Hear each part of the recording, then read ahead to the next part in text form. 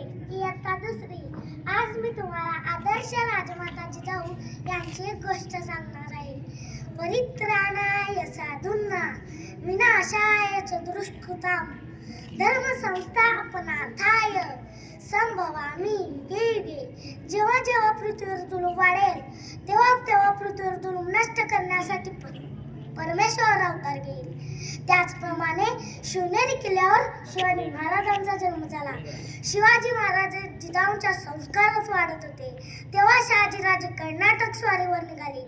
शहाजीराजांनी जिजाऊंना आणि शिवरायांना पुण्याच्या जागृतीचा कारभार पाहण्यासाठी पुण्यातील लाल महालात पाठवले. पुण्याचा कारभार पाहण्यासाठी त्या पुण्यात आल्या आणि पुण्यात होतं कोण?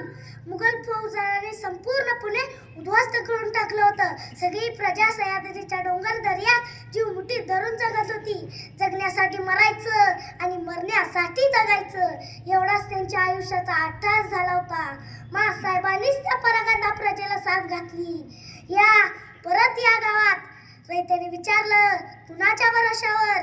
कडाडल्या जिजाऊ आणि म्हणाल्या, तुमच्या शिवबाराजांच्या भरोशावर. या राजे समर्थ आहेत.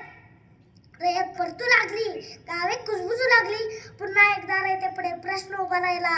गावात तर आलो, घरात तर आलो, आता खावं काय आणि प्यावं काय? शेती करावी तर पेरावं काय? काय आहे आपल्याकडे? तेव्हाच महाराष्ट्रातील पहिलीच सहकारी संस्था उभी राहिली. त्याचं नाव ठेवलं स्वराज्य आणि या स्वराज्य संस्थेच्या संस्थापिका होत्या मासाहेब जिजाऊ. या स्वराज्य नावाच्या संस्थेतून इथल्या शेतकऱ्यांना बी बियाणे दिली, खते दिली, बैलजोड्या दिल्या. बघता बघता शेतकरी रानात गेला. पेरणी झाली, मोत्यासारख्या दाण्यांची कणसं लगडू लागली. शेतकरी आनंदित झाला, कष्टाला फळ आलं. पण तितक्यात काजत कल्लोळ उडाला. आजूबाजूच्या दोरखोरातील रानडोळ्यासारखी जनावरं उभ्या पिकात हैदोस घालायची, सगळं पीक पायखाली तोडायची, बरं निस्तनाभूत करायची. डोळ्यात एकच उभं पीक वाया जाताना दिसू लागलं. शेतकरी आवाजदिल झाला. धावत धावत मासाहेबांकडे गेला. सांगता झाला, मासाहेब, पेरणी तर झाली, पिकं तर आली, मोत्यासारख्या दाण्यांची कणसंही लगडली, पण मासाहेब, जनावरं उच्चान मांडतात, उभ्या पिकात हैदोस घालतात, सगळं पीक नाशिवतात. काय तर करा मासाहेब. मासाहेबांना कळून चुकलं, पिकं जगली तर शेतकरी जगेल, पिकं जगली पाहिजेत. दुसऱ्याच दिवशी मासाहेबांच्या विलक्षण बुद्धीतनं एक विलक्षण युक्ती बाहेर पडली. त्यांनी आसपासच्या गावागावातून दवंडी दिली.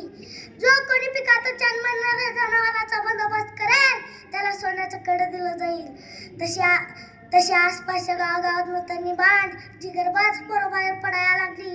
रातोरात पिकाभोवती पार करायला लागली. एखादं जनावर दिसलं की त्याच्यावर चपळाईनं झेप घ्यायला लागली, त्याच्या मुसक्या ओढायला लागली, शेपट्या तोडायला लागली आणि दाखवायला मासाहेबांकडे घेऊन यायला लागली. सोन्याचं कडं मिळवायला लागली. एकाच दगडात दोन पक्षी मारले मासाहेबांनी.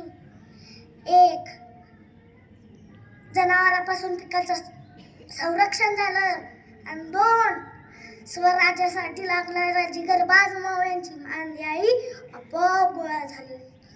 एके दिवशी रात्रीचा 1:30-2चा प्रहर. लाल महाल शब्द शांत निद्रिस्त झालेला. तितक्यात पासापोरांचा गलका ऐकू आला. तसा पारेकरी धावत पळत बाहेर आला. 5-7 अनिमान पोरं, एकाच्या खांद्यावर भलं मोठं रानगव्याचं घोडं. पारेकरी म्हणाला, काय र? तसं ऐकताना बाणपोरगं चट दिशी पुढे आला आणि म्हणाला, मासाहेबांना भेटायचंय. का र? ते मासाहेबांनी दवंडी दिलती ना, जो कोणी जनावरांची शिकार करेल त्याला सोन्याचं कडं दिलं जाईल. हे काय, जनावर घेऊनच आलोय ना? अरे परत सकाळ चालय की. मासाहेब झोपलेत होता. नाही, मासाहेबांना भेटले बगर जाणार नाही. अरे याला का खुळाले का? रातचं 1:30 वाजले ती. सकाळ चालय. नाही, मासाहेबांना भेटल्या बगर जाणार नाही. पोरं काय ऐकायला तयार नाही. बाहेरचा तो गोंधळ ऐकून मासाहेब स्वतःचा तिने येत्या झाल्या आणि म्हणायला, काय गोंधळ, काय गडबड? तसं ऐकताना मासाहेब, तुम्ही दवंडी दिलती ना, जो कोणी जनावरांची शिकार करेल त्याला सोन्याचं कडं दिलं जाईल. हे काय, जनावर घेऊनच आलं ना?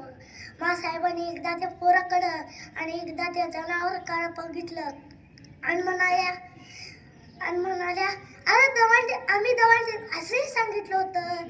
अख्खं जनावर आणायची गरज नाही, नुसती शेपटी दाखवायला आणली तरी चालेल. तो अख्खा जनावर कशाला घेऊन आला? त्या पोरानं मान खाली घातली आणि म्हणाला, मासा ध्यानातच राहिलं नाही बघा. आणि वय र सकाळी आला असतास तर आम्ही काय तुला सोन्याचं कडं दिलं नसतं वय. ते साहेबांचं ते बोलणं ऐकून त्या पोराच्या दोन्ही डोळ्यातून गळ गळ गळ पाणी ओघळायला लागलं.